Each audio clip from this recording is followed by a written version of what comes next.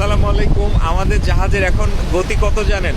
ঘন্টায় 13.5 nautical mile বা 25 kilometre. আমরা গতকালকে বন্দর থেকে বের হয়ে গেছি, আমাদের যে কার্গো ছিল সেটা ডিসচার্জ কমপ্লিট করে, এবং আবারও সিঙ্গাপুরের উদ্দেশ্যে রওনা দিয়েছি। আবারও আমাদের সামনে 2700 নটিক্যাল মাইল বা 5000 কিলোমিটার সমুদ্র যাত্রা। ওয়েদার কি হবে না হবে আমরা এখনো জানি না, এখন পর্যন্ত ভালো আছে। আমরা যখন একটা লোড আর একটা ডিসচার্জ কমপ্লিট করি তখন আমাদের সাকসেসফুলি একটা ভয়েজ কমপ্লিট হয়।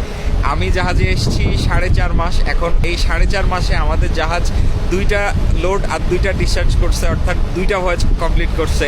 এখন আমরা আছি ইস্ট চায়না সিতে, এরপরে আছি ইয়েলো সি, তারপরে south China sea, then finally Singapore.